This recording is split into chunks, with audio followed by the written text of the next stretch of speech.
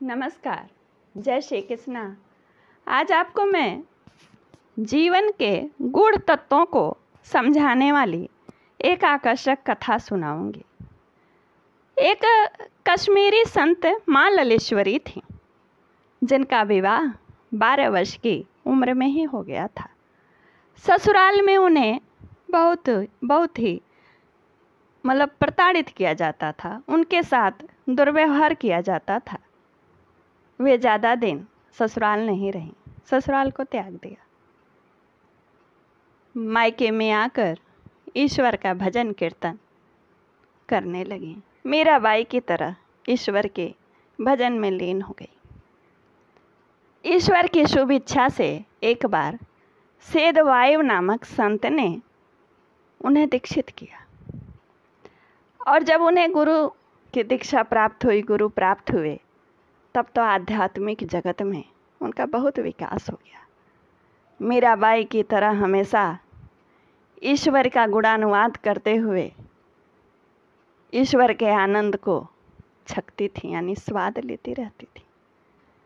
मंदिर जाने के रास्तों में जब वे भजन कीर्तन करते हुए, ईश्वर का गुणानुवाद करते हुए, नृत्य करते हुए जब निकलती, तो जो ईश्वर प्रेमी थे तो वे तो मग्न हो जाते, जो ईश्वर प्रेमी नहीं थे वे क्षुब्ध हो जाते।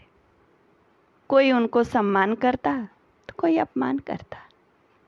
एक बार जब ऐसे ही वे मंदिर का दर्शन करने के लिए भाव में नृत्य करते हुए, हरि नाम का संकीर्तन करते हुए जब वे जा रही थीं, तो कुछ बच्चे उनके पीछे लग गए और मिट्टी उठा उठा के फेंकने लगे, हू बोलने लगे, उन्हें नाना प्रकार से परेशान करने लगे और अपने खुद खुश होने लगे। तभी दुकान में एक व्यापारी, वस्त्र की दुकान थी, उस दुकान के मालिक को जब यह सब दिखा, वह संत को जानते थे, उनके प्रति उनके हृदय में बहुत ही सम्मान भाव था। वे दुकान से तुरंत निकले और बच्चों को खूब डांटा फटकारा, एकाध लपड़ भी लगाया और भगा दिया। माँ ललेश्वरी यह सब घटना देखी पलट के, और फिर वापस व्यापारी के दुकान में आ गई। बोले, व्यापारी, एक 2 मीटर का कपड़ा काट के दो और फिर उसे बराबर भाग में काट के 2 टुकड़ा करके दो। व्यापारी ने वैसे ही उनकी आज्ञा मान करके 2 टुकड़े वस्त्र के दे दिए। माँ ललेश्वरी ने एक वस्त्र को एक कंधे पर रखा, दूसरे वस्त्र को दूसरे कंधे पर, और नृत्य के भाव में मगन होके मंदिर जाने लगे दर्शन के लिए। मंदिर में पहुँचते पहुँचते बहुत लोगों ने तो उन्हें सम्मान में अभिवादन किया और बहुत लोगों ने शुभ्रता में अपमान किया।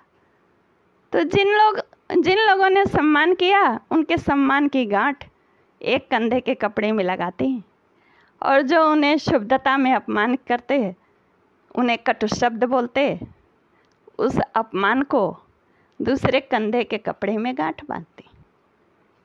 इस तरह सम्मान और अपमान की गांठें दोनों वस्त्रों में लगाते हुए ईश्वर का दर्शन करते हुए वापस व्यापारी की दुकान पर माँ ललेश्वरी पहुंची।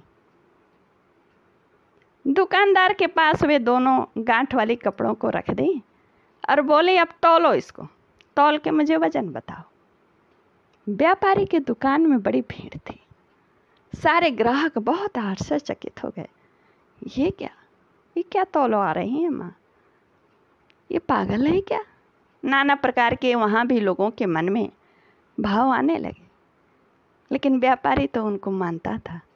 उनकी आज्ञा का शिरोधार्य करके गांठ के दोनों कपड़ों को तराजू के दोनों पल्लों पे रखा। उन्होंने बोला, दोनों पल्लों पर रखना, एक पर एक और एक पर एक साथ ही अलग नहीं तौलना है, वाट से नहीं तौलना है, दोनों को एक दूसरे से तौलना है। तो दोनों बराबर निकले, और जो वो कांटा था तराजू का, बिल्कुल बीच में। संत माँ ललेश्वरी बोले, व्यापारी, तुम्हें कुछ समझ में आया? बोले, नहीं माँ। बोले, देखो, एक कपड़े में मैंने सम्मान के गांठ लगाए थे जितने मुझे प्राप्त हुए थे रास्ते में। दूसरे कपड़े में मैंने अपमान और शुद्धता के गांठ लगाए थे जो लोगों ने मुझे प्रदान किए थे। आपने उसको तौला तो कांटा बीचों बीच में है।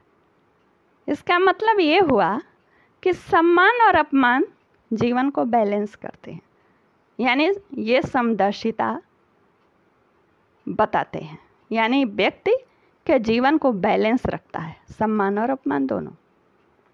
दूसरा, दोनों का कोई वजन भी नहीं है, दोनों बराबर हैं। इससे ये भाव होता है कि जीवन में इसका कोई प्रभाव नहीं है। आप प्रभाव पड़ने ना दें, क्योंकि दोनों का कोई वजन ही नहीं होता है, न सम्मान का वजन है न ही अपमान का। तो इनको अपने जीवन में प्रभावित करके दुखी या खुश हो करके कुछ गलत करना नहीं चाहिए। इन दोनों को किनारे करके आनंद में अपने दैनिक दिनचर्या जीते हुए ईश्वर का गुणानुवाद या जो भाव से रहना चाहिए, आनंद में रहें। ये बात बता करके फिर वे मस्ती में दो अर्थ बताई, आप ध्यान दीजिएगा। एक अर्थ ये बताई कि सम्मान और अपमान दोनों जीवन को बैलेंस करते हैं, यानी तराजू का कांटा बीचों बीच में, और दोनों बराबर है। इसका मतलब दोनों का कोई वजन नहीं है, यानी दोनों का प्रभाव नहीं, और दोनों अगर हैं तो आपके जीवन बैलेंस रहेगा। उसको बैलेंस की दृष्टि से देखिए कि ये मेरे जीवन को बैलेंस कर रहा है। कथा यही पूर्ण होती है। आप सबको यदि पसंद आई हो तो चैनल को सब्सक्राइब, लाइक, कमेंट, शेयर जरूर करें। धन्यवाद, नमस्कार।